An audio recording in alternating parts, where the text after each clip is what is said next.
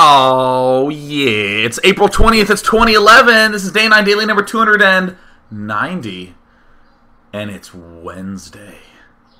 It's Friendday Wednesday. Oh, all the Wednesdays were so ordinary, so boring, so dry and rote. But today, no. Today we have none other than everyone's hero.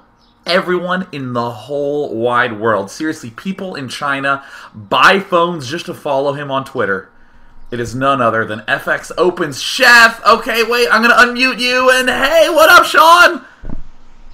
Hey, not much, man. Just thrilled, really happy to be here with you. Oh, I'm happy too because you are better than I will ever be at this game, and we get to try to pop some secrets out of you, so that's going to be exciting. Yes. But first, I just wanted to give a brief overview of everything that is to come. There's going to be a cool announcement happening within a few days.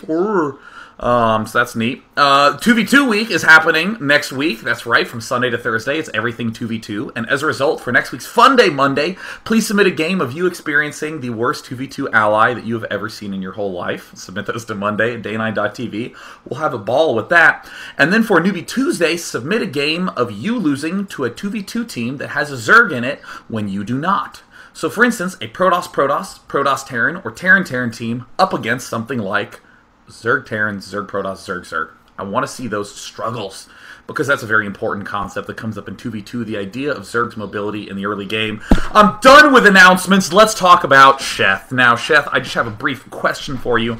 First question, what's your name? Your first name?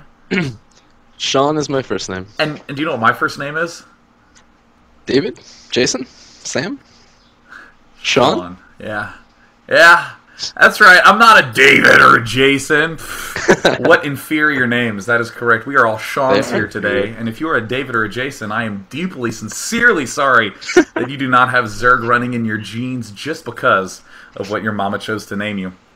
Now, for any of you who did not know who Sheth was or is, Sheth was a old-school Brood War player under the name of Chosen, who performed very well in the Team Liquid Star League ladders, had a beastly Zerg play, and in particular, Sean, the one thing I always loved about your Zerg play is the fact that you were very good with your tactical decision-making in terms of where to position your army, and there was a lot of games where Chosen, a.k.a. Sheth, who you're watching today, won games just because of basically remuscling his way back into the game at a disadvantageous position. So much so that you won the replay contest that I held, and which I did pay you for. Whew, good.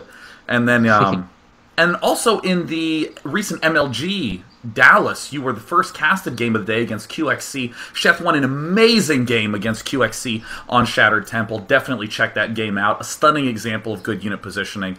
So for any of you who don't know who he is, holy crap, check him out. And aren't you right now top 5 Grandmaster?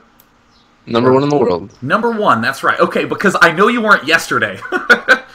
And I didn't want to be so I played rude. again today. All right, that's good, because you were number 1 when I invited you to be on the show, and then on, like, Tuesday you dipped, and I was like... Yeah. Oh, my goodness. And, of course, I didn't want to be, like, the number 1 Grandmaster and have to qualify down, be, like, I'm actually number 3, and everyone would be like, well, I'm turning the stream off. So, Sheth, I have a few questions for you. Please introduce yourself to everyone. Who are you? Tell us a little bit about your Zerg play. Okay, I'm a North American Zerg. I play for the team FXO. I prefer to think of myself as like a macro, and I guess decision-making as well, tactical player. Yeah. Recently, I made 17th in MLG Dallas, which was, I believe, the 3rd highest, close to that, who came out of the open bracket. I think Huck and HeyPro were ahead of me.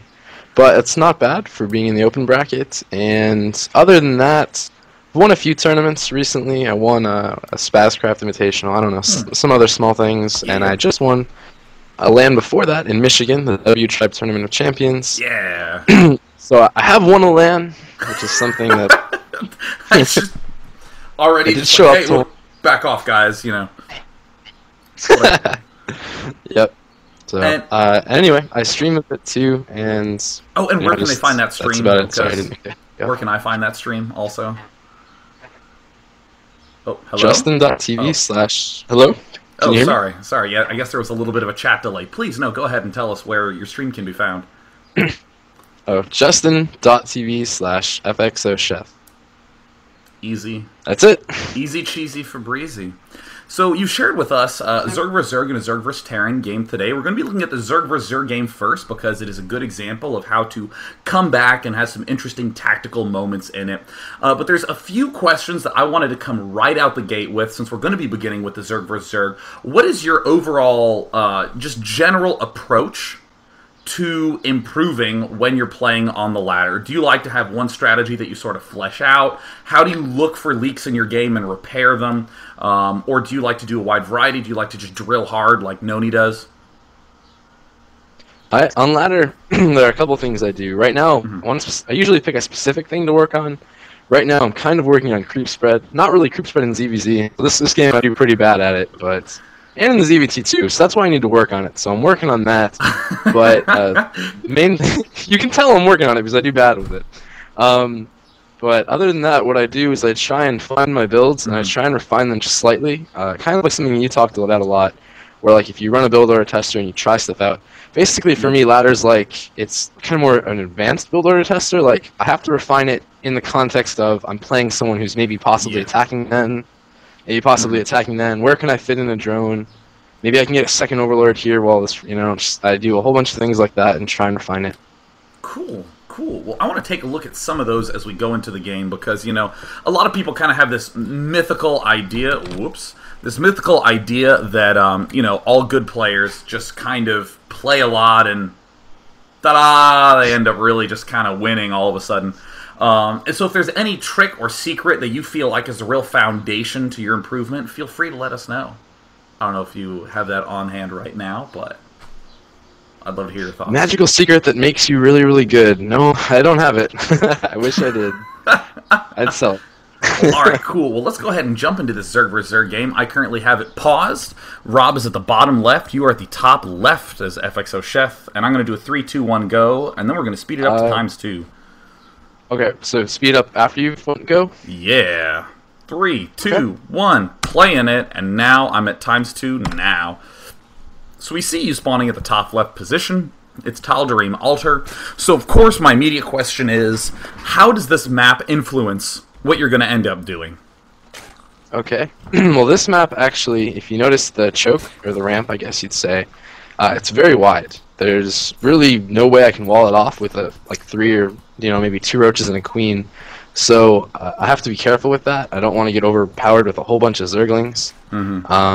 That's a real big worry. And in the same vein, I just sometimes I want to try to do hatch first just to see if I can hold it off, if I perfectly wall off in this little bitty tiny space. So I just try and alternate between there and alternating between just trying to pressure my opponent too. But in this game, I just went for this safer opening.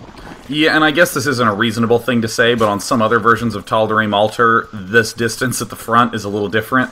And considering that Tal'Darim keeps getting changed, I'm always leery of doing anything that's like super ultra specific with that front, but that's totally not a justification.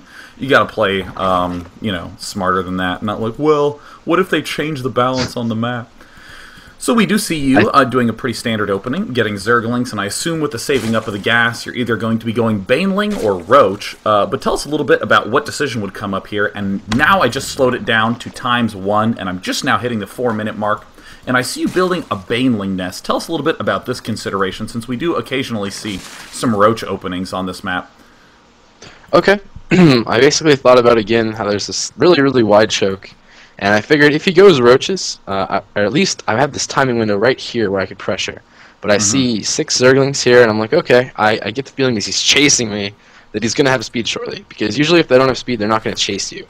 Yeah. So that was one thing I really wanted to find out, was just if he was going for Lings or if he was going for Banelings as well. And the fact that he's chasing me, especially this far, is like a huge tell. Like, okay, you're going Banelings. Like, didn't need to put pressure with this. I just wanted to try and get the information. If I had seen him maybe not chase, I might have canceled the Baneling nest. Probably not, but that's a thought, possibility, and then I could just go roaches slower with speedlings to take control of the map. That is so brilliant. I love that so much. So your eventual goal is to get roaches to help you secure the expansion, or would you ever just straight up ling your way into Banelings? I'm actually going to pause it right now. Excuse me. Would you ever just straight up Baneling your way into the expansion? Would I ever do that? Yeah, because you mentioned that you're trying to get roaches up. Yep, at times I will, but I'll never make a whole bunch. Like, I don't think I'll ever make anything more than like 2 to 4 banelings. Really? Unless they have like, unless they have like 8 banelings outside my base, and then I'll just try and match them. Yeah, so... But, no, I don't usually like just making a whole bunch of lings. I'm more of a rush guy. Yeah, I actually love that basic ideology of like, yeah, I'll get the baneling nest, but I've seen this theme in a lot of your play in general, that you're never really trying to end a game like right then with like the play. You'll get all the pieces, like, the circling baneling, but you'll get like defensive banelings almost, instead of like the I want to try to win straight up banelings. And I actually want to peek at the drone counts. It looks like you are behind 1 drone at this point, making some, again, there's the defensive banelings at the back. We do see a lot more Zerglings out. A second queen. That's actually kind of an interesting choice. And I do want to stay paused for just a moment longer to ask about, some of these other decisions that are going on right now. Because I feel like this is the part in Zerg vs. Zerg where a lot of people lose. So I'm paused at 5 minutes and 25 seconds. I hope you're nearby that period of time. 5:24. Oh, baby. So, first, let's just come back to your base for a moment. You have these 2 queens here. Talk a little bit about that tactical choice to get that second queen up so early. My plan was I wanted to get that second queen to slowly like push his overload away from the natural and just expand. So I would basically have just an expansion, or even just a second queen to help defend. Because like we were talking about, I usually like defensive banelings, or I like that possibility. And the second queen really adds to it. Plus, if it gets a lot of energy, it's very good for transfusing defensively, laying creep defensively, or offensively even if I get that far. But like, especially for here when I only have 2 banelings, and I actually didn't see his banelings, so now I like, 5 banelings, crap. I gotta, I gotta micro this really well, or I'm gonna die. So, at this point, right when there's about to be an epic micro situation, I want to know what the micro decision that happens in your head, like what you're trying to go for, because, you see a lot of players like Morrow who, who basically flood Zerglings and just try to be very careful with picking off his banelings. I'm really curious about what your goal is micro-wise. Gotcha. My goal generally is to put 2 lings on a baneling. And, if I have enough distance, I'll basically run all of my lings pretty far back, and then I'll just A-click all of my Zerglings onto a baneling, shift-click twice, move them back. Do that, just repeat, rinse and repeat, do that so that it looks like just 2 lings go on each baneling. Yeah, but I'm doing it right now. It's not that easy. Yeah, it's a pain in the neck to do it. But it works, and that's the best idea of how to micro this. The other thing is I have 2 banelings, and I want to get them to go just like head-to-head with the other banelings. And that's actually kind of tricky too. It's harder than you'd think, at least for me. My baneling micro could use I think work. everyone's had a Zerg vs. Zerg where they just misclick, and alright, I guess 20 Zerglings gone 5 seconds later, and I'll just try again in the next game. So I'm actually going to slow down to the slowest speed possible, and I'm going to watch this battle really slowly, because I think that this is always a really key moment in a Zerg vs. Zerg. So I'm going to be resuming in 3, 2, 1, play in it. So we're seeing them run up. And we see... Oh, there's the 2 Zerglings trying to run up to pick off the baneling. So there's not really any direct control going on here. This is just a right click. Yep.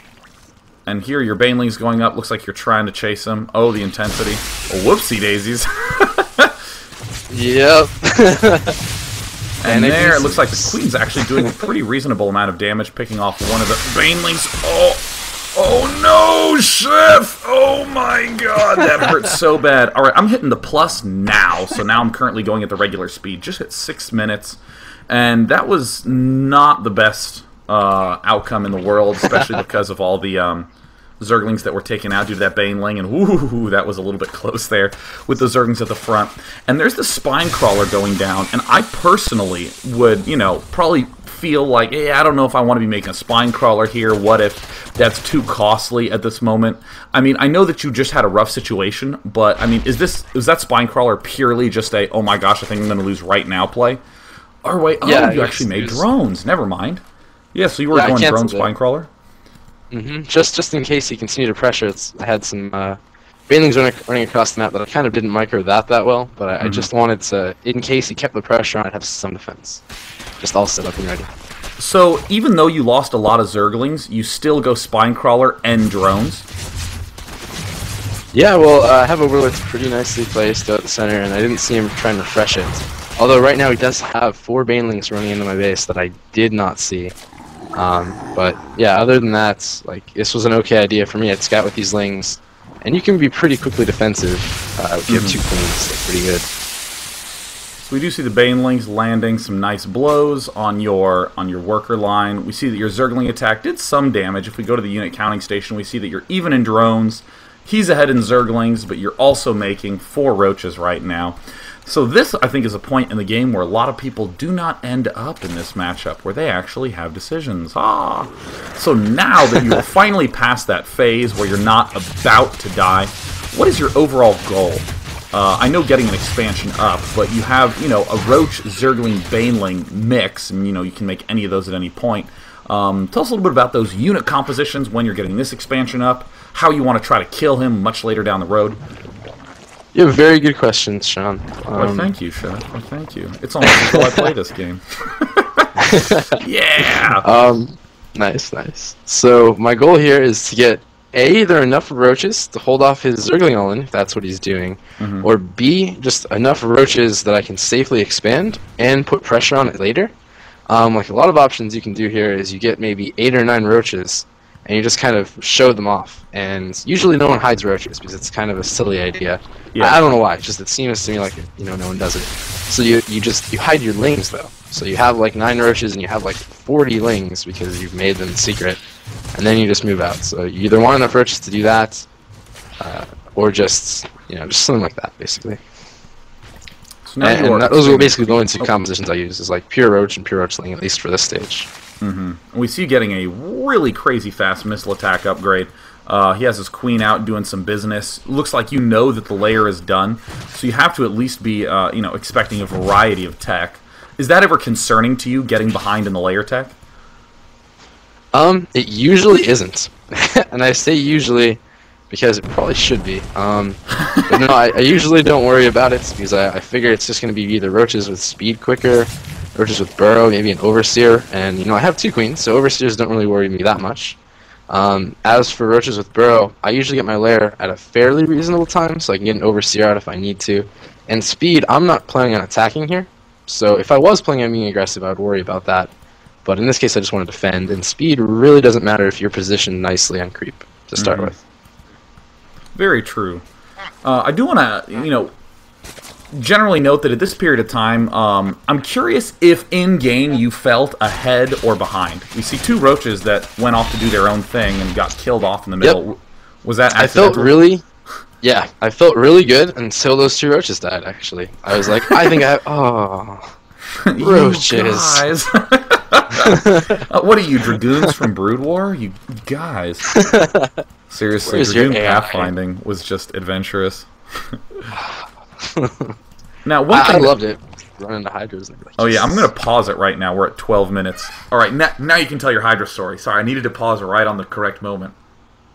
Oh, it's not really anything. Just in Brood War, you knew about it. You just you'd be like, I have Hydras, and you wouldn't actually plan on killing anything. They'd just be there, and then Dragoons would be like trying to run away in a line, and one Dragoon would be faster than the other Dragoon, so it would bounce backwards and go run into your Hydras. And you'd be like, so thank you. Yeah, because they use A-Star to do the pathfinding, and in StarCraft 2 it's like a social forces model. Who just nerded out? But that meant that Dragoons sometimes would bounce and then take steps backwards to go back along a path. So you would see an army and suddenly 3 sacrificial Dragoons would just be presented for you to the Hydra gods. It was delightful. And what'd you say? Sacrifice. Oh, was that your sun god sacrifice noise? It was. Nice. Yes, and I'm glad I balanced the audio levels beforehand so you can hear that. And I do want to ask that. So we're at the 12-minute mark, and you're just now throwing down your hatch. Your opponent is just now throwing down his hatch. And this is, I think, a really critical question for a lot of people struggling with Zerg vs. Zerg. You could have expanded earlier than this. The Baneling stuff died down around 7 minutes, and both of you were just kind of sitting chilling. And you opted to get a second gas, and an Evo chamber with range, and a layer before starting the Expo hatch. And likewise, your opponent, got his layer and his spire and the 2 spine crawlers before he started his hatch. Is there a big reason why you don't want to get it a little earlier, why you opted for all those other things first? Well, a lot of times on one base, like if I just stayed on one base here, I hadn't took my second expansion, and I just kept making roaches off of this one base. And imagine this is earlier, and just imagine his expansion is a little bit quicker. Say I don't expand and just make a bunch more roaches. I have a chance, not a big one, but I can send all my roaches and just go kill his expansion. Yeah. And then expand behind my own, and I'm ahead. And likewise, on my side, I was worried that if he made a ton of lings and just killed my roaches, or even just brought me back into that little choke, killed my hatchery, I'd be behind because he would have expanded while he's doing his attack. And it's just like a balance that you want to be safe before you expand. And I personally like to have that +1 to help deal with lings as well, because they will two-shot a ling with +1 and takes 3 otherwise. Yeah, I just want to point that out. Again, that's like the zealot number. You know, if you have a zealot with +1, it kills a ling in 2 hits. Also true for roaches. In fact, even better with a roach, because it's not a, you know, zealots hit twice, and the roaches just sort of spit once. So easy peasy. What was I going to say? Yeah, but I really like that point, because it's so easy to get in that habit of just like, I need to get everything as fast as humanly possible. I saw in the build order that I'm supposed to expand, and it's like you have a roach, and you're like, quickly to the expansion, and you just throw down the hatch, and you're like, yeah, I'm getting it fast, and then you get attacked and die and call the matchup stupid. But I love the fact that you're, you know, very patiently getting the expansion up, given this huge wide open space that's here on Tal'Darim Altar. Really waiting till you have that many roaches, I think, is very, very wise. So I'm going to be resuming in 3, 2, 1, playing it. So you are getting your +1, good stuff. There's your hatchery getting produced. There are your Zerglings darting, or his Zerglings darting through the middle of the map. And you still have your Overlords quite well positioned about the map. Looks like you have a second one sneaking up that it's taken a little bit of damage. So do you have any attack planned anytime soon, even maybe like 5-6 minutes out? My plan was really just defend. I thought I had a little bit of an economic advantage. Like I do have, like, you can tell, a 4 or 5 drone lead right now. I thought I'd be able to just go into a macro game, and I had this +1. I hoped he didn't have that. I basically hoped to go into just a, maybe, you know, just 2-base defensive, into taking my 3rd base even, and just going into a really, really long macro game where I was hopefully a little bit ahead on economy. Also because I had the 2nd queen, I knew he didn't have one, or I didn't think he had one at least, but he does. And he is going for Mutalisks, which at this point in time doesn't look like you are entirely prepared for at the moment. You're getting a really fast +2. Instead of entirely prepared, you could say, like, completely and blissfully unaware of the flying death coming your way shortly. Oh, I see why you chose this game. Oh. So now we see flying death incoming. There's your Overseer, and it's going, wait a minute, I saw it angle a little bit there. So now you're pulling back everything. You're rebuilding a Spore Crawler in your main, and it looks like he just has some target fire going on. And just to note, one thing that I really like that Rob did is he target fired the Queen with all the energy. So very, very smart move right there. So at this point, you look dead. If you'd be so kind as to explain why you not are dead. I don't know why I'm not dead. I thought I was dead too. It looks like you're trying to throw down the emergency Spore Crawlers at the expo, but this huge roach counterattack looks like he is quite prepared for as well. So what exactly is going through your head at this point, other than, you know, like, fuck? Like, basically, I wonder if I can live, because if I do, I'll be, like, really surprised. That's pretty much all it is. And then I'm like, just like, my head is like, he went Mutas. I was not expecting Mutas. Why did he go Mutas? You know, just like that was running through my head, and like imagining this was like a Brood War game where like, okay, I just have to kill the Mutas, and then I'll just go like Mass Hydra, and maybe I'll have a chance, you know, like where you just like 3-hatch or whatever. Oh man, I will say I'm such a fan of Hydras in this matchup. Now, one thing that I want to note that I really like that you're doing right now is that you moved your roaches forward to potentially do a counterattack, but you didn't actually suicide the roaches in. And oh god, his Zerglings just ran by all your roaches too. Oh man. Oh, Sheth. Oh, Sheth. Oh, dude, man. Oh, that is just not good. It's not, is it? It's not looking good for me. It really isn't. Now, the one thing that is always very fun to look at a situation like this is that if we go to the unit counting station, Sheth is behind by 5 workers, and in the food count, you're actually even with your opponent. And roaches are a lot of food, but rather useless in this situation. So it looks like, again, doing the smart things, target firing the weakened Mutalisks, slowly advancing forward with the Spine Crawlers, not trying to just burrow the Spore Crawler, not just trying to burrow the Spore Crawler directly underneath the Mutas. Roaches having somewhat of an active role, but have pulled back right now, so at this point, it looks like you are just doing the most epic crisis management that you possibly can, but have you made anything other than Spore Crawlers and Queens at this point? Have you been trying to sneak in any other units? Nope, just Queens, Spores, drones, as many drones as I possibly can. Oh, were you making drones? Kind of weird. Yeah, you are making drones during all this. Good. Oh, I'm so delighted. And that, I think, is like the super important thing to know, because it's so easy to fall into that trap of, oh my gosh, I need to quickly, hurry, make more units, you know, and you start trying to counterattack, but if you're losing drones, just keep replenishing drones, doing a little bit of micro against them Zerglings. You do have, oh, you actually canceled +2 attack. Was that voluntary? Yeah, I definitely canceled it because I was like, I need another queen. And that's what that +100, you know, minerals went for. One of these queens that just appeared and like instantly died. Now that is actually something that's really interesting in terms of like a decision-making moment, you know, that ability to recall that you can actually cancel some upgrades to get the thing that you desperately need to build. So you're still in the game. You haven't like left the game, but I'm curious, do you still feel as though you're dead at this point, or are you kind of like, all right, now I can start trying to work my way back into this game? Interestingly, I felt like, well, personally, I feel like people who go Mutas in ZVZ, they generally want a gimmicky win. Like, they want to be like, oh, the guy has one queen, he's going to lose, you know? So I felt like, well, if I can survive this, and I can beat his little gimmick that he probably wins a lot of ZVZs with, maybe I can, you know, come back, maybe his endgame isn't that good. I've been making a lot of drones. I still have my roaches, they have a +1 upgrade. Maybe that'll help even it out. Like, all those thoughts were going through my head pretty much. So you now feel, at the very least, some semblance of confidence, and you're like, yeah. Just tiny sliver of hope. No confidence. Just like that, like, I can do it, maybe. Like, there's a small light, I'm running for it, I don't think I'll make it, but I'm gonna try. So I want to know then, what is your overarching game plan? It looks like it involves the Infestor. Yep, make a whole bunch of just drones, like, just non-stop drones. Hope he doesn't, like, all-in me with mutas right here. Because if he did, he'd probably kill me. And then just, once I have like a bajillion drones, make just a bunch of Hydras, a bunch of Infestors. I have a ton of gas saved up, and I really want to use it.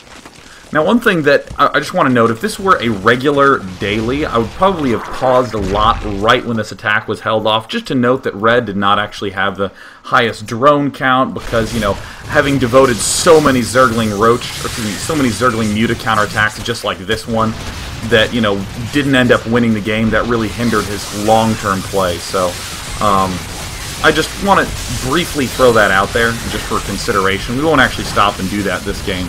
Instead, we'll watch you almost lose the game again and try to find out more about your in-game decision-making as all this craziness is happening, but it looks like 9 Hydra is going to pop out in time. And I did want to ask, though, that it seems like you generally weren't planning to get so many Hydras, that you would have rather saved it for the Infestors first? Yeah, definitely. I would have rather gotten Infested first, or just about anything but all of these Hydras, because Hydras I don't really think are that amazing. I'd rather, for instance, have just a bunch of Roaches, a lot of Infestors, and just a few Hydras to deal with the Mutas. But in like crisis management, you make whatever unit you possibly can, and you just hope to live at the moment without losing too many more units, because you need like that just critical amount of units to hold off Ling's Muta. And it looks like the moment you hold it off, I mean, there's so much long-term decision-making that's going on your end, like the fact that right when you hold off an attack where you're about to die, you throw down an Evolution Chamber and start to get an upgrade. And that really looks like a key advantage that you're gaining against your opponent, is that he's really not getting any ups. Do you ordinarily get a second Evo Chamber this early, or was this more of, again, some crisis management? It was really just, okay, I lost all of my Roaches. I actually just felt, like, you know how you feel like that kind of like sinking hope, like, okay, my little light's farther away now, I need to, and I felt kind of like a Protoss, like, I'm just going to build one unkillable ball of units, and I'm just going to A-move. and I want them to be really strong. So my goal was just to get a huge amount of like Roach, Hydra, Infester, and then have them really nicely upgraded, and just hope I could kill those mutas, hope I could kill those lings, catch them just nicely, and hope I could just surprise them by like, oh, I can take that. Oh wait, upgrades, darn, you know, just something like that. Now, humorously enough, if we actually go to the resource station, we see that you're 30 food ahead of your opponent, 40 food ahead of your opponent, just by making roaches and hydras. However, we see he has a lot of gas stockpiled, a lot of spine crawlers, and appears to be going for a greater spire. I just want to note that. We're going to come back to that in a moment, but I see you slowly inching your creep forward. Are you intending on using this, or... Because I know in Zerg vs. Zerg it's sometimes a double-edged sword. You know, you move your creep forward because that's sort of like what autopilot tells you to do, and then all of a sudden it lets the Zerglings counterattack you like 5 times more easily. Yeah, you're reading into this replay in the future, man. It's pretty much what happens, but I really wanted it because Hydras are very, very weak off creep, and I figured, well, my Hydras, they'll gain the advantage. Hopefully he won't counter me because I'll just have this huge death ball. And countering into Infestors, it's so risky. He's like, oh, one fungal, all your lings are stuck. They're all dead, you know? Yeah. But it turns out that, like you said, well, we'll see, I guess. But that creep can definitely hurt. Definitely hurt when lings are on it, because they're quick. We do see those Corruptors getting produced right now. Clearly going to get Brood Lorded whenever that ends up finishing up. And this, I would say, seems like a very unorthodox style from Rob. I mean, he's just now getting his Roach Warren up, so he's going to be like getting the Brood Lords first and then replenishing with Roaches. Are you against this style very much? I even see some Banelings getting morphed by you, which is, of course, an excellent way to deal with any sort of Zergling counterattacks, even keeping him in the army to deal with the Zerglings. But, I mean, I'm actually going to pause right now. I'm at 2630. I'm wondering what you think your opponent has. Because I know that that's always so easy whenever you're losing, to just sort of be like, well, he must have 50 bases, 3 upgrades, and all that sort of good stuff. Alright, well, at this point... Go ahead, what? Oh, no, I was just telling the viewers, I'm currently on the Sheth cam, poking around your base, and I want to know what you think he has. At this point, I kind of assume in my head that he has at least 3 bases that I've seen, possibly a 4th, and he probably has just like a certain amount of meters, maybe 4 or 5, a whole bunch of roaches, and he's actually going into Infestors, like roaches into Infestors. So, like, I honestly think he's ditched Muta. He's why would he go Hive Tech? I have like a huge timing window where I can come kill him like right here, and I'm moving out, and there's no way he can. You know, I didn't think he would go Hive. That didn't even cross my mind. Really? I just figured, yeah, didn't even cross my mind. I rarely / never play someone who goes Hive like this. I don't know. I never really play against people who go Muta either. So it was just big surprises after the other. And I really just wanted to get there before his Infestors had energy, while mine had energy. And then, of course, this 2-1 upgrades. I didn't want to get any more upgrades because, you know, the +2 carapace isn't that great. And I just wanted my timing to be you know, slightly better than his upgrade to be used getting them too. And I think that those are 2 really, really important points to make. First one, I want to come to the upgrades because that's actually something QXC talked about when he came on like a million billion years ago when he wasn't in Spain. I don't know, Spain. Yeah, he's in Spain. Isn't that weird? I miss him. I roomed with him at MLG. You did? Oh, dude. He was my roomie. Oh, did you used to be in Root? Yeah, I used to be in Root. We were in Root, like, actually, he was the first recruit, and I was, I think, the 2nd or 3rd recruit. Dude, that's so awesome. QXC's awesome. Yep. And you know what awesome thing QXC said? He said, you know, what'd he say? Where he was completely dead and screwed and things were looking awful for him. He suddenly threw down 2 engineering bays and got +1/+1 upgrades and said, what? Why are you laughing? No, I'm just waiting because I'm sure somehow he'll manage to try hard his way back into the game. Yeah, that does sound like QXC. There's been a couple of games where he's like really dead. He has like 20 food and he's still like microing like 1 Reaper in a medevac, like trying to and of course the maxed army of Mutalisk comes in and kills it. But he has another medevac with another Reaper in it, so he'll just go ahead and micro that a little more. But there's a game where he was completely screwed and just threw down 2 engineering bays. And his logic was, I can't do anything now. I've just lost a whole bunch of my workers, and I don't have that many units. If I did something like got one engineering bay and then slowly added on upgrades, you know, like maybe got a second engineering bay later, that would be like a long-term play.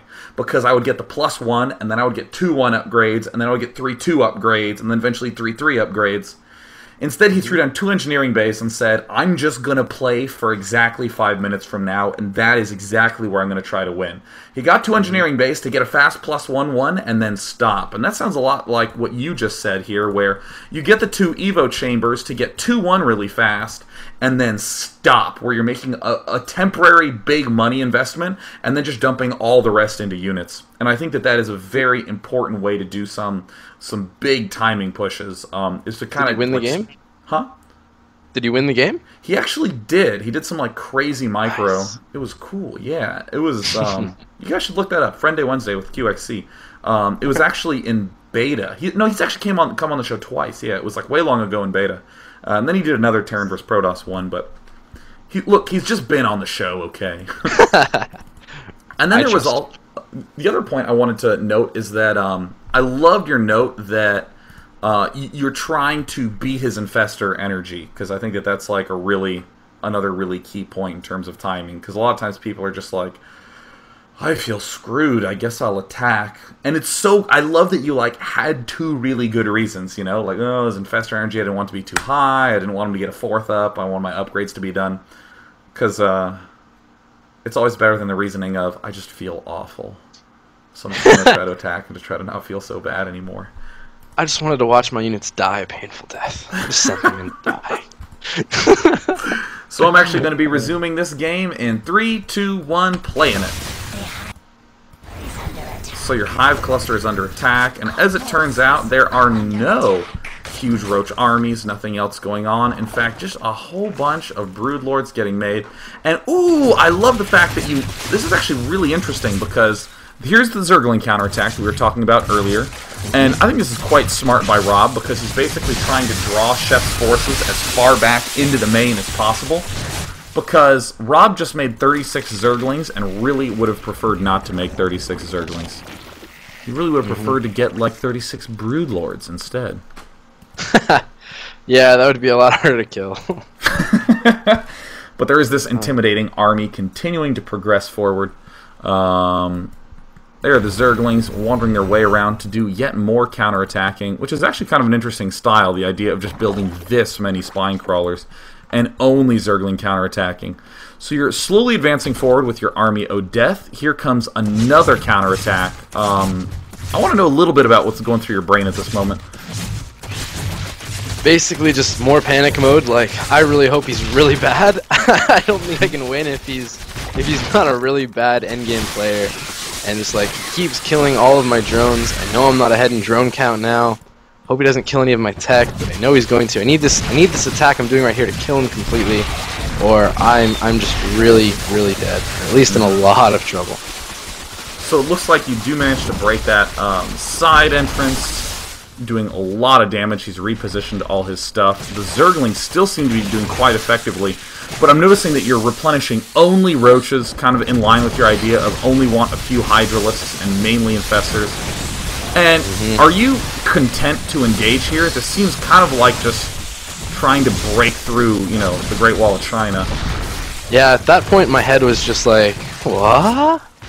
You know, like you know that moment of like that's just like confused, like I thought roaches and infestors? No? Like, what are these broodlords doing there? You know, and then you're like, ah. So it looks like you were caught totally off guard, and you did the correct thing whenever you're caught totally off guard, which is to just sort of pull back and not be like, well, that's not what he's supposed to make, so I'm just going to try to kill it.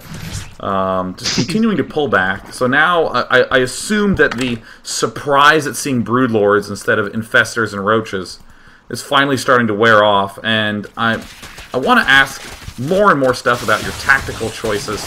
What do you do now? You don't have a main. You're re-expanding to your own main. You see a ton of broodlords, but he does look a little bit pinned on the defense. Yep, nice chess term. My plan was just to get I actually lost my lair, which was really depressing. I really wanted to spire right away and then just get a bunch of gas. Like I took both the gas at my third natural, put some guys on my second natural, and even remade my main hatchery so I could put some guys on gas there if I needed to. I didn't really want to die to those lings there, but I ended up, taking a lot of damage there. But at this point, I just want to be able to defend from lings and go into either Muta or Corruptor. At this point, I probably would have went Muta, just because I feel like then I could be aggressive against perhaps like Infestors or his lings or some sort of thing to help me deal with a huge amount of lings. And I'm noticing that you're leaving almost all your units positioned on this right side watchtower instead of back at your main. Yep, that's because I figured if he attacked and did this sort of thing, I'd just feel like, well, there's no way I can get my Corruptors in time, my Spider's not done. Having my units at my base really wouldn't help me, so let's just go for the counter, and we'll see how it goes. And indeed, here's the counterattack going down. I assume that you would always... I'm actually going to pause it right here. We're at 32-10. I mean, traditionally, you want to save your fungal growth because it helps so much in roach versus roach battles, or if there's a pack of Zerglings and trying to run away, you got those Zerglings with the fungal growth. But now that you're seeing a whole bunch of Broodlords, would you ever consider like saving the energy and like lobbing a bunch of infested Terrans underneath them from afar, or are you still going to be trying to save your fungal growth up? Well, at this point, I would love to just like lob a whole bunch in, but he has 10 Broodlords, and I kind of thought there's no way anything I make on the ground can really deal with that. So I really just wanted my Infestors out here. I wouldn't have minded them to slow down the Broodlords from killing my base. So like honestly, if I'd kept them in my base, I would have been okay with it, just to slow them down, maybe like get a fungal before they die, like just martyrdom with Infestors to delay. But at this point, I was just like, well, I'll go with these Infestors and we'll see. So maybe if he has lings or whatever, I can delay them a bit too. Going for that was it. That was all that was play. going through my head. Yep. All right, I'm going to be resuming in 3, 2, 1, and playing it. So it looks like he's even doing some clever target firing with some of those spine crawlers. There's a Zergling swinging from the flank, and of course you fungal growth them. And if only +1 range upgrade worked for that. If only it helped your fungal growth do, one-shot damage to Zerglings, that would be the greatest thing ever. But you did manage to break the front. But he has a ton of Broodlords, and you're lucky enough that it looks like a couple Corruptors are actually going to pop unless he starts target firing those eggs. Yep, I was pretty happy with that. Like it just turned out like come on, Corruptors, go, go, go. Oh my god! Just make it. But ironically, like he made his own Corruptor, or he had 2 of his own Corruptors that are going up there, and he had that Infestor. So he actually does. Well, you'll see. Like this was like, oh, I forgot you had your own Corruptors, and you have an Infestor. Like my face, it's just again really sad.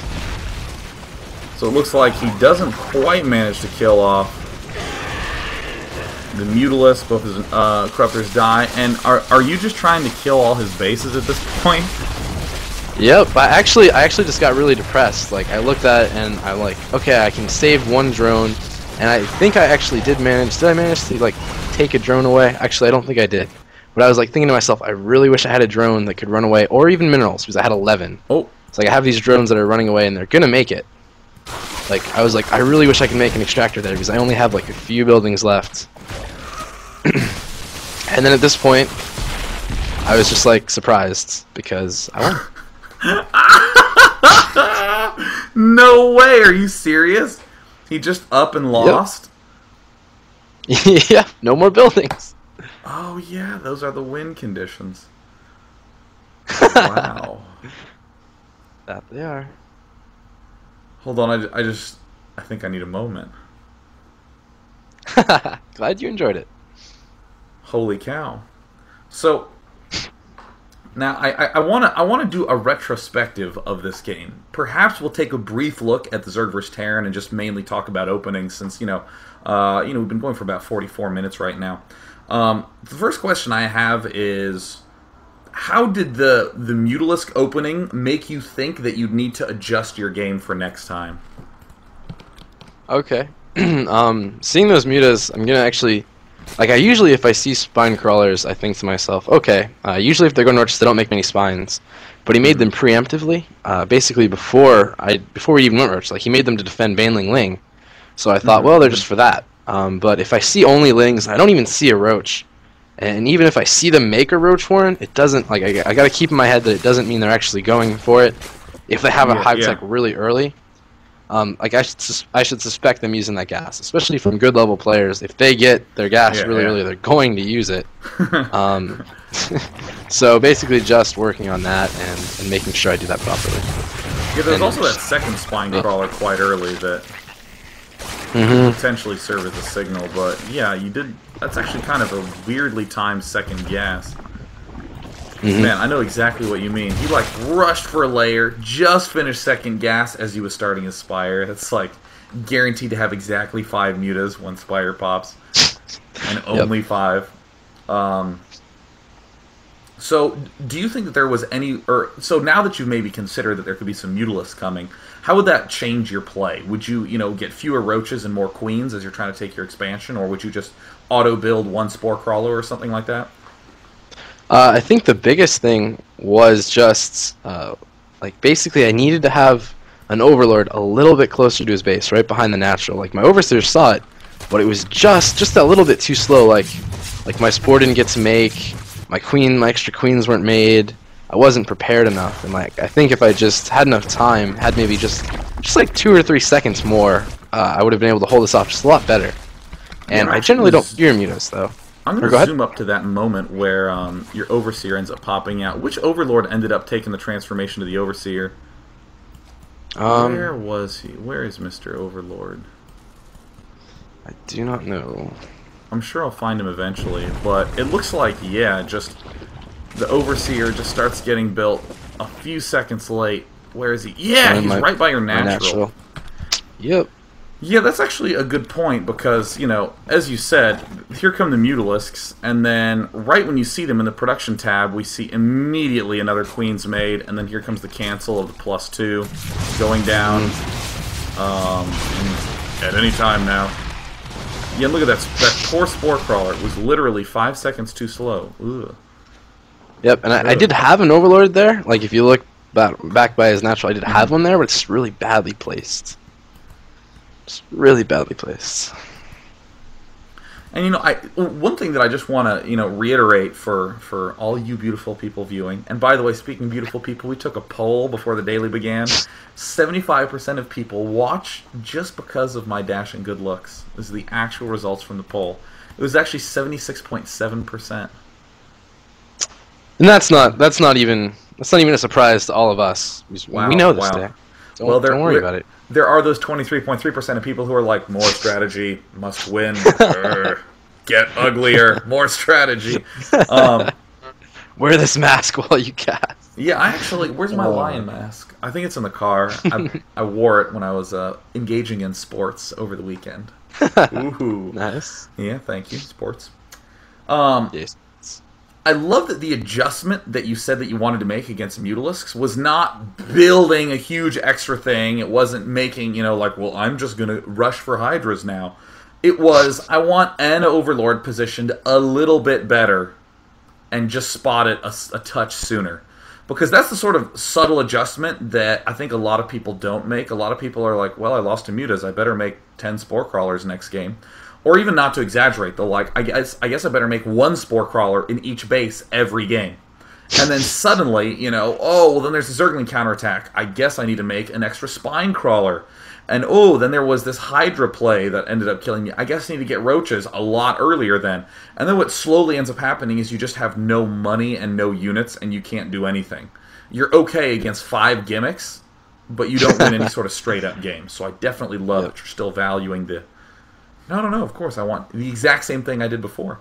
Now, I also want to ask, what are your thoughts about how you managed the crisis that happened at the, near the end when you started to deal with all those Zergling counterattacks, and then there were the, especially when you saw the Broodlords. I think if I did it again, I think if I did it again, I would try and leave a few Banelings back. I would have left a few of them there, just in like almost the mineral line, and just made sure that I microed them if I saw a counter.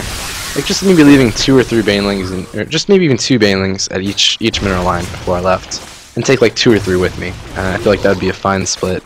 And even if they didn't completely stop the counterattack, they'd at least be very, very cost efficient. Yeah, definitely. And then, you know, I would make a few roaches and hopefully they, you know, kill the rest of whatever's left. But hopefully my banelings maybe surprised him, like he had like that lucky hit we were talking about, like, oh, that baneling killed every ling you had, and there were 50 of them. Something like that. Glorious feeling. And It is. Even as we're rewatching this game, I'd like to emphasize that how calm and defensive you played. How, like, all the decisions that were aggressive were things like this second evolution chamber. Or, you know, opting for this +2. Or starting to stockpile infestors early. There weren't any, like, real direct actions. It was very calm, well-placed basic units and stuff. And here Yeah, you just have to react to mutas. Gotta play faster. And that's not necessarily a bad thing, because it's so easy to delude yourself into, you know, I gotta be more pressuring, more pressure, more. When in reality, sometimes if you just hold back and do a really nice timing attack like this, you just bust the front. Gotta be a little careful to lose the main. It also looks like you just didn't quite manage to sneak a Spire down in time. Yeah, well, he killed my lair. I didn't realize that he was actually focusing down my main hatch. And it's already so low health just from like the mutas and the wings that it was just like, oh, that's troublesome. And of course, lots more pulling back and retreating, especially when you saw the Brood Lords. I love that you killed his third base, and then we're just like, whoa, and just pulled back. Because I think that's a really easy trap to fall into. These sort of like, oh my god, I have to win it. Oh!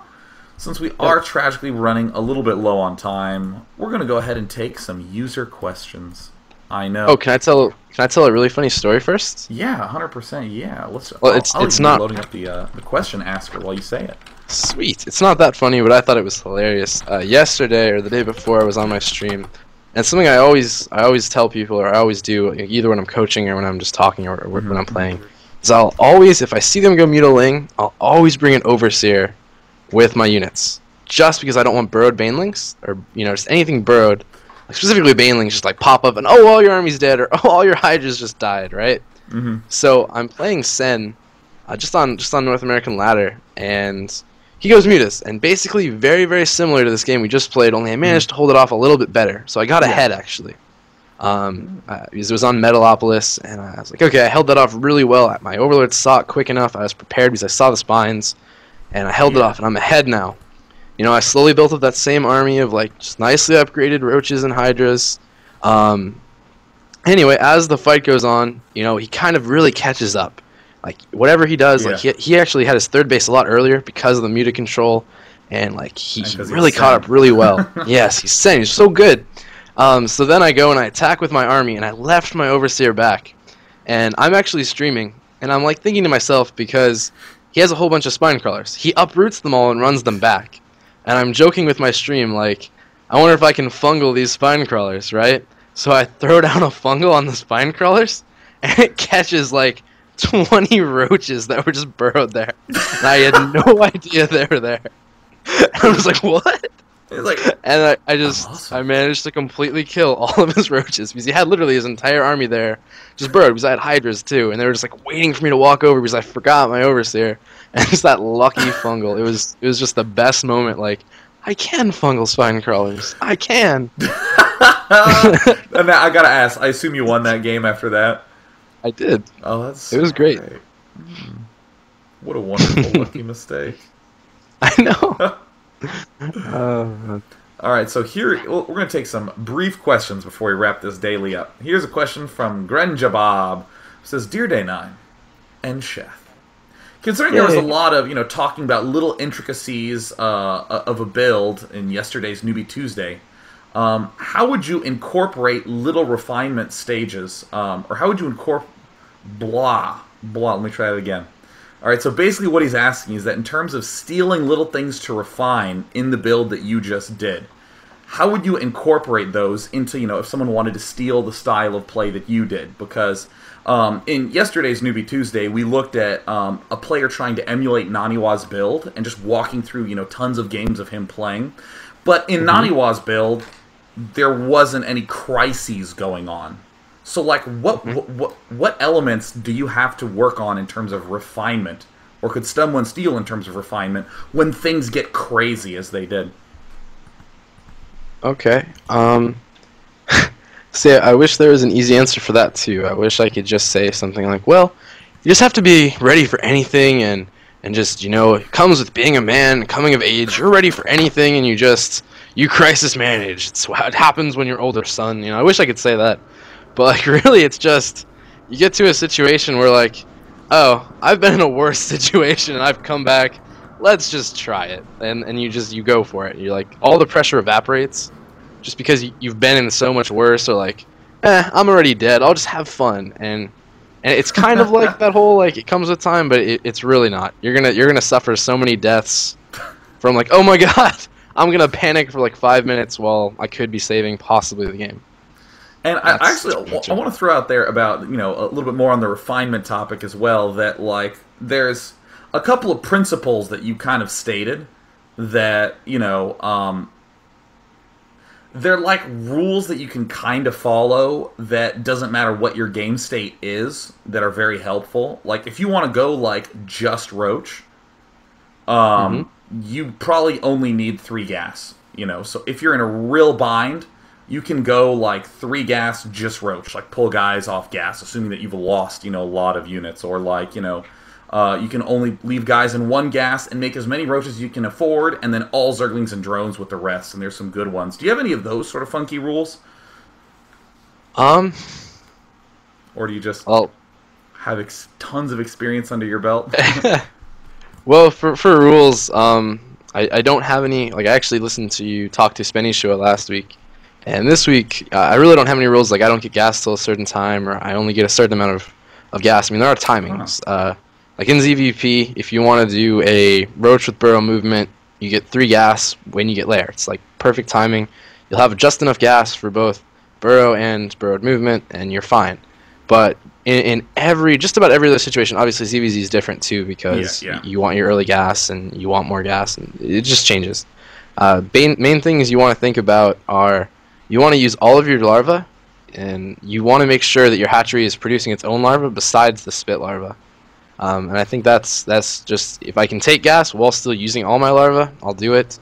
And unless I want a timing, I usually will just stick with that sort of logic. And I really like that, because that's, again, it's so easy to get caught up in tons of, well, you never get a 4th gas until it's the 6 minute and 30-second mark. And then there's periods of time where you're like, well, it's 6 minutes and I kind of want to take it, but I don't want to break the rule. But you still have an underlying goal of, I want to spend all my larvae, period. And if I'm not spending all my larvae, then that's a problem. And then all the other timings fall out of that. So that's actually kind of a cool thing to hear from you, because that's so in line with, when I watch you play and you just have a lot of shit. I see exactly how it happens. Here's a great question from Tamet67. Hi. Sheth, what's a good way to hold off these constant counterattacks on a map such as Tal'Darim Altar, where the choke points are too wide to effectively cover? And I would even want to extend that to say, even against other races. Okay. A lot of it, well, against Zerg, first of all, I would say Lings, very, very, very weak to spine crawlers. And they just don't kill them fast. So if you just put a spine crawler in each base, if I could do it again, I would put a spine crawler in my main, I would put a spine crawler in my natural. Just because instead of losing the drones, I might lose the spine crawler, and that's so much better of a trade-off. Yeah. It actually requires him to micro so much harder to just like focus down drones. That never happens. Yeah, and sorry to interrupt. Something weird I also learned yesterday: spine crawlers have 2 armor. I didn't know that. Like almost all buildings have 1, but they have 2, so that really helps. They're awesome. But yeah, sorry, go on. Oh no, that's actually a very, very good point of why the Lings don't do very good against it. That, and then against other races, wide chokes, that's usually pretty good. You get infestors, you just sit kind of back, either you get, a nice surround with your units on both sides, or some Lings in the back. But if you're dealing with a counter and wide choke, it's actually worse, because you can get in quicker. Yeah. But just worry about it, be careful, have good scouting. It's the best I can say. Do a lot of mini-map watching. Because I even saw you in that game. Like, right when your Overseer flew by the Mutalisk, it's like instant Queen getting produced. Now, I want to ask this final question. This is not related to this game at all. This is related to something else. Mm-hmm. All right. I lost. There it is. There it is. From Insane Barry Zane, who says, simpler question for Sheth.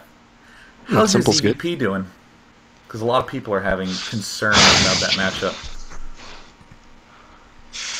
Oh my god, I just deflated Seth. Sheth, where'd the other H go? It's one thing if I called you a name different from Sean, but I called you a name different from Sheth. That's fine, Seth. How's your ZVP doing, dude? Wow.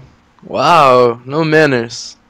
My ZVP. See, now you have me all flustered. My ZVP. Darn you! That's why you're good at StarCraft. You flustered. Anyway, what you do, or what I do, is I try and macro up on 3 to 4 hatches and put pressure. It's very similar to like Maro play or any other Zerg right now. And the problem is there are some maps. Think of Typhon Peaks, where there's really only tiny chokes. The Protoss can take 3 bases, and I can attack where? They're actually very, very close together, and I can attack maybe from one side, kind of close to the third. Not like I can't attack at 2 places at once, unless I drop from like the bottom side, and that's so convoluted and hard to do. And he can just kind of like walk Colossus up and be like, I can shoot that from below. It's such a nice 3 base, and they can max. And there's really very nothing you can do except for like, well, I'm gonna max with 210 army, and hopefully I'll have a nice enough tech when I remax. And it's so difficult against a good Protoss because they max so quick, and just killing that maxed army because they have such good force fields, it really, really hurts. So right now I feel like if a good Protoss plays me, one of the top Protoss, I give myself like, I hope I can kill you at the beginning. I hope I can take a huge advantage, or I will very likely lose. We'll just have to give Roaches EMP. I think that would balance the game up a little bit.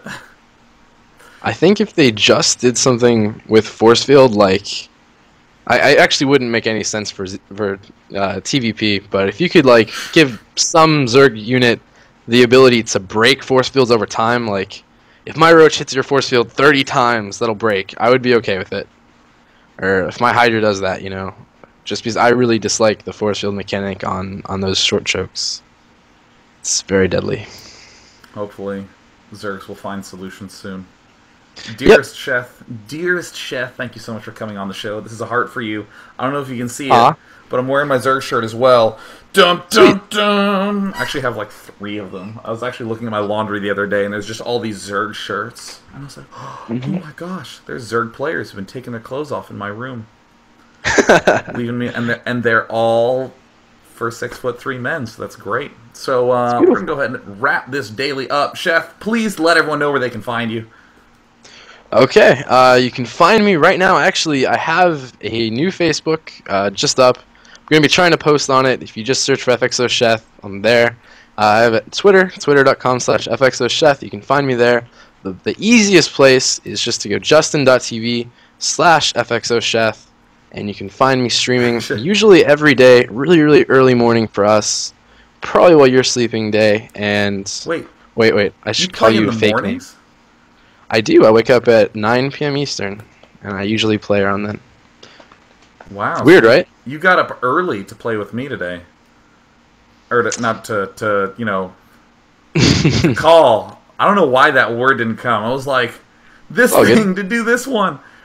You can't see my motion because I'm talking over Skype. I'm just going to stop. Yeah, just type in FXO Sheth on the internet. You will find him. I am now going to go get myself some dinner, Chef. Thank you very much. Could I give a quick shout out? Yeah. Oh, as many shout outs as you want. Okay, a big shout out to Scene Plot, the greatest caster of all. Cian Plot, yes! At least it's better than ESL that had my name tag as Gene Plot. Yeah. That was awesome, man. Because they just didn't have an S in the German language. That is crazy. Bam. So thank you very much. I'd like to give a shout out to Seth, the greatest Zerg player in the world, objectively, thanks to the Grandmaster League. Tune in tomorrow, guys. Take care. Bye-bye. And I'm muting you, Sean. Wahaha. He's muted. He can't say a thing. Let's listen to some music. Music.